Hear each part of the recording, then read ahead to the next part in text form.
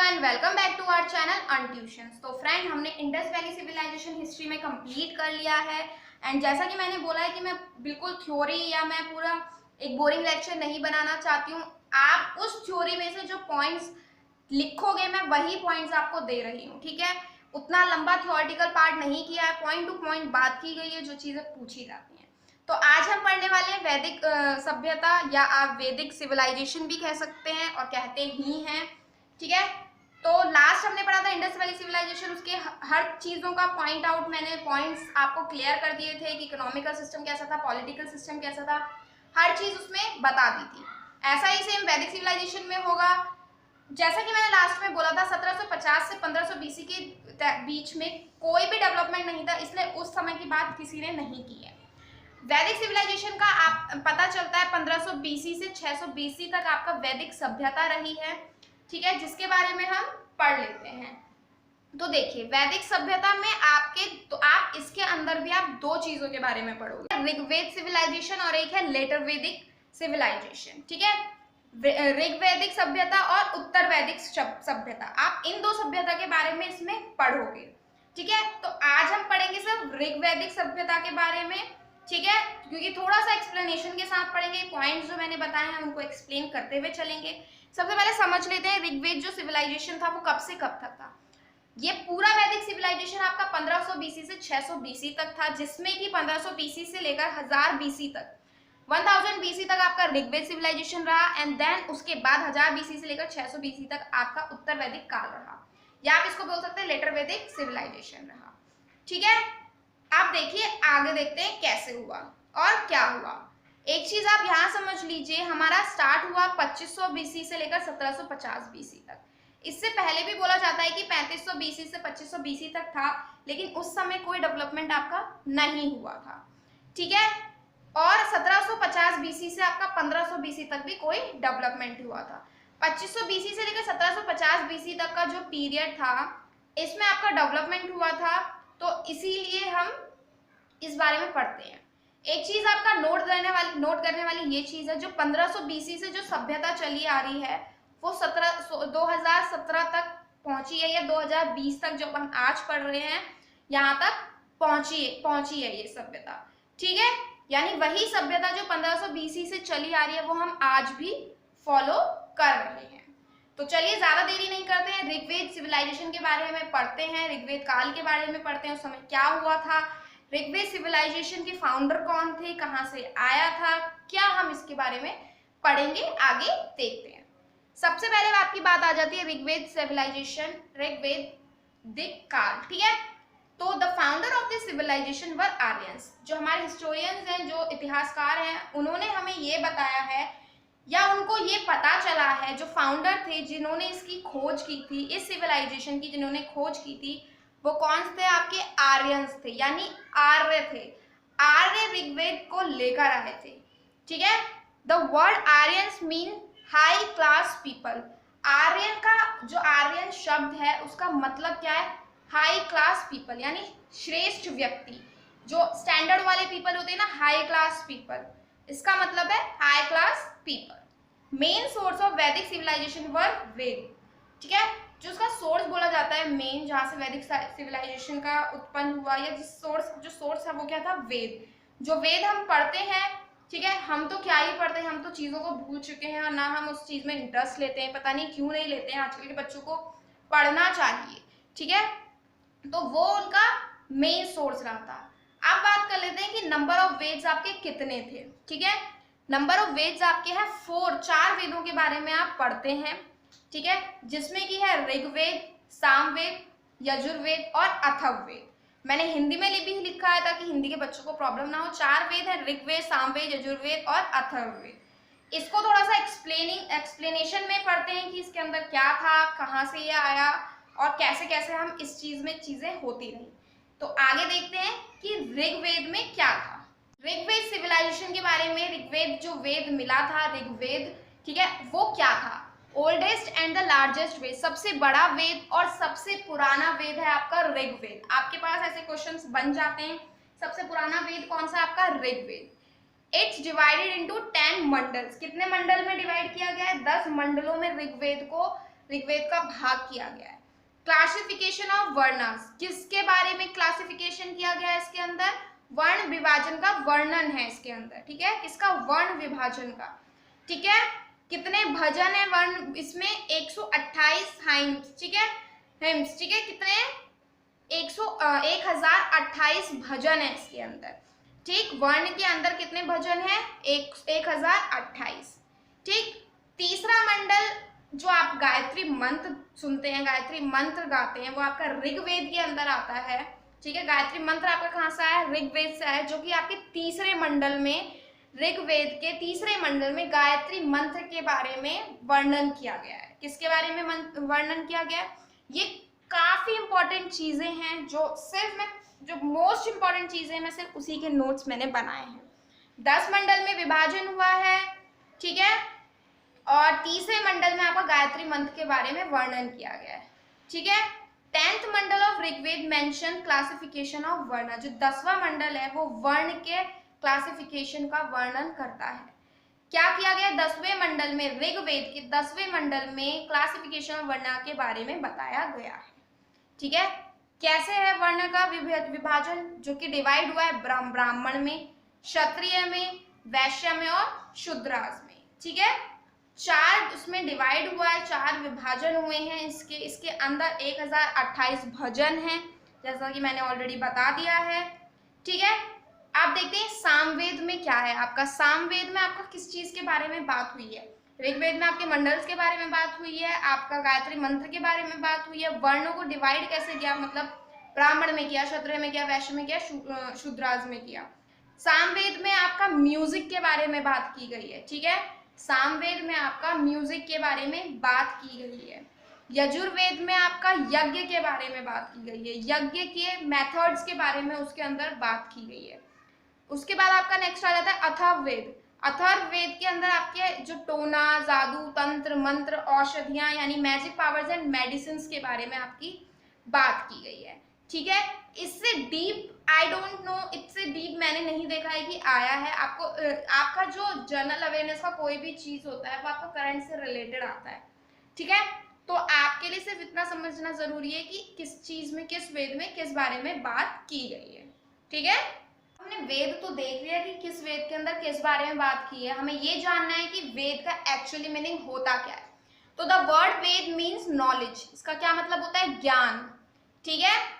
तो ये था आपका वेद के बारे में। अब जिसने इसके फाउंडर्स हैं, जो इसके फाउंडर्स हैं, उनके बारे में हम थोड़ा सा देख लेते हैं, ठीक है। तो क्या, कौन है इनके फाउंडर्स? आर्यंस इनके फाउंडर्स हैं, आर्य इनके फाउंडर हैं, ठीक है। तो उनका ओरिजिनल होम क्या था आर्यंस का, ठीक है। There are 4 main doctrine in this context, ठीक है, या डॉक्ट्रिन जो भी आप बोल सकते हैं। 4 सिद्धांत दिए गए, ठीक है। अलग अलग लोगों ने सिद्धांत दिए कि आर्यंस कहाँ से आए थे, ठीक है, जो कहाँ उनका होम, मतलब कहाँ से वो आए थे। बाल गंगाधर तिलक जी ने बोला कि नॉर्थ पोल, ठीक है, या नॉर्थ पोल आर्किटेक्ट होम था इनका, ठीक है, यानी नॉर्थ पोल की तरफ से ही आए थे।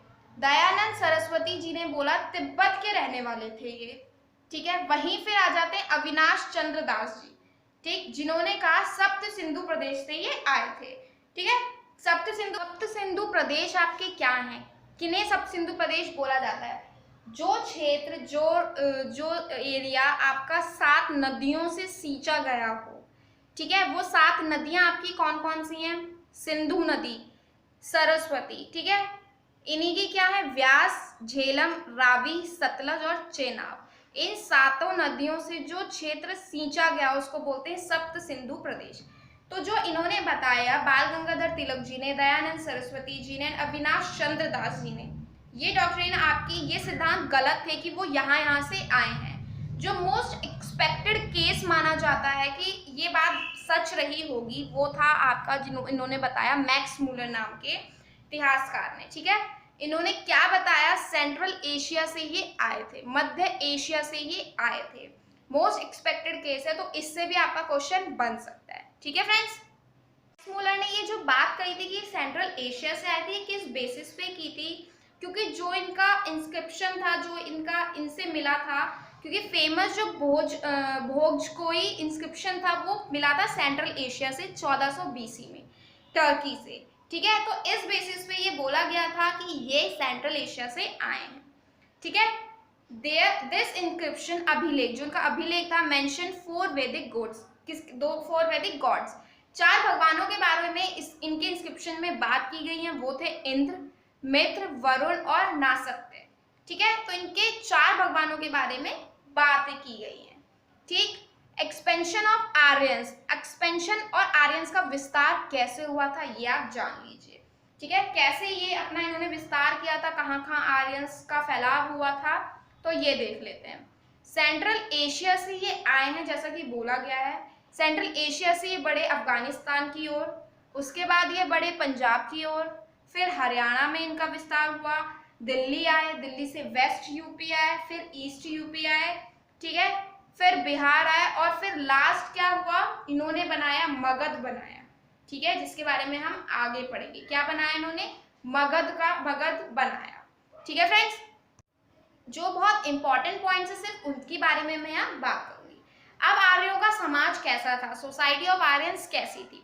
Society has been divided into 4 varna, 4 वर्णों में ये डिवाइड की गई थी सोसाइटी, ये समाज। वो 4 क्या थे जिनके बारे में पहले भी बोला गया है, ब्राह्मण्स में, क्षत्रिय में, वैश्य में और शूद्रास में। ब्राह्मणों का काम क्या होता था उस समय, टीचिंग एंड रिलीजन, पढ़ाना, और रिलीजन के बारे में या रिलीजियस जो चीजें होती थी वो ब्राह्मण की होती थी। ठीक है, क्षत्रियों का काम होता था डिफेंस एंड एडमिनिस्ट्रेशन, यानी रक्षा और प्रशासन का चीजें संभालनी। वैश्य का काम होता था व्यापार करना, ट्रेडिंग उनका जॉब था उस समय में। शूद्रास थे लेबर, मजदूर वर्ग। तो इनको डिवाइड किया था इन 4 वर्णों में। जो व्यापारी करते थे उनको वैश्य के उसमें डाल दिया जाता था मतलब डिवाइड कर दिया जाता था। जो मजदूर थे वो शूद्र थे, जो पढ़े लिखे थे वो ब्राह्मण थे, एंड जो लड़ाई या रक्षा वगैरह कर ले वो उसके क्षेत्र में थे वो क्षत्रिय थे।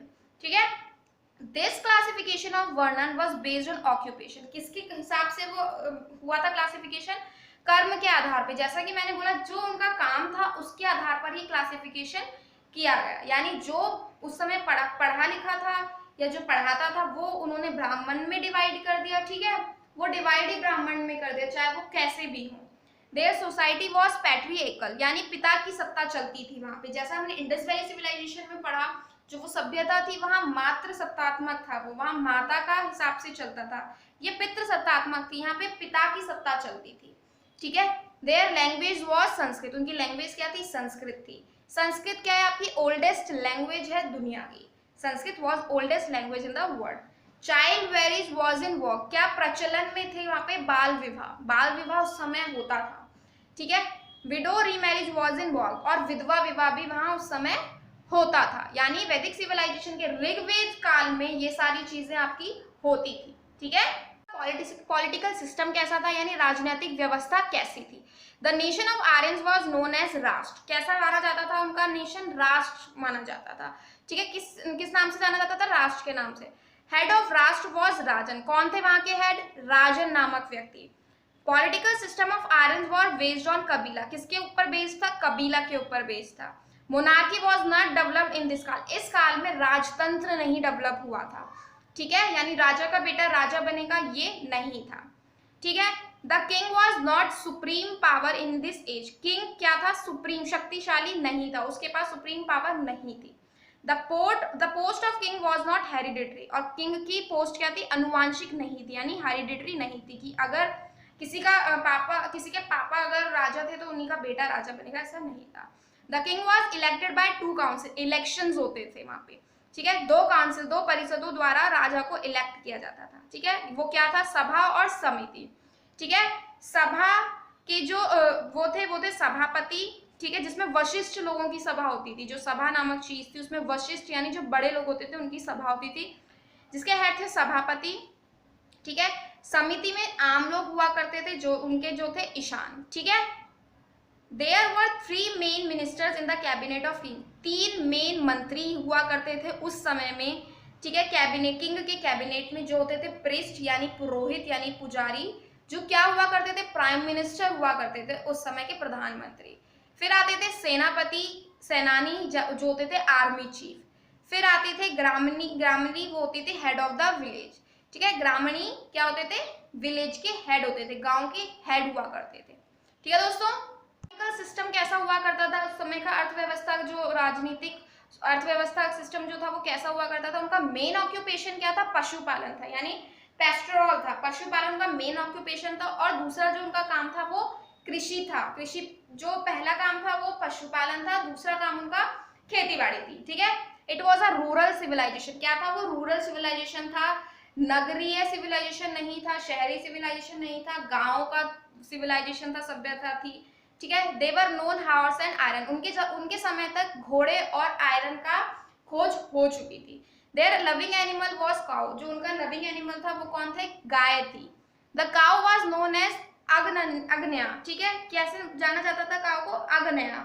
ठीक है, द वर्ड अग्न्या means not to be killed, क्या मतलब होता था इसका, कि मारना नहीं। The cow was base of prosperity, संपन्नता का आधार होती थी गाय उस समय। ठीक है, taxation was not regular in this age, और रेवेन्यू सिस्टम और टैक्सेशन रेगुलर नहीं था, नियमित नहीं था इस काल में। It was an iron age civilisation, क्या था ये, लो युग सभ्यता थी। ठीक है दोस्तों, इनका रिलीजन कैसा था, the nature of the Rigveda religion was based on polytheism. ठीक है, पॉलीथिज्म क्या होता है, बहुदेव विवाद, ये रिलीजन हुआ करता था। ठीक है, बहुदेववाद क्या होता है, बहुत प्लस सिद्धांत। ठीक है, यानी देवता को इसमें पूजा जाता था, काफी देवता थे इसमें।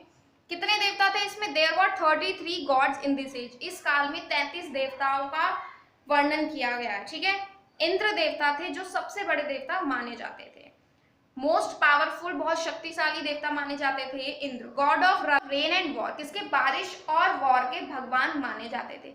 250 time mention in Rigveda, Indra के बारे में कितनी बार बात की गई है ऋग्वेद में, 250 बार इनके बारे में बात की गई है। तो अगर आपसे पूछा जाए कि ऋग्वेद में सबसे शक्तिशाली भगवान कौन थे, तो आपका आंसर होगा इंद्र। ठीक है फ्रेंड्स, जो दूसरे नंबर पे हमारे जो भगवान आते हैं या उस समय जो माना जाते थे वो थे अग्नि देवता। सेकंड मोस्ट पावरफुल भगवान ये माने जाते थे, जो कि थे गॉड ऑफ फायर, अग्नि के देवता थे, जिनका काम intermediation between human and God, क्या काम हुआ करता था, दोनों के बीच के इंटरमीडिएटिंग पार्ट थे ये।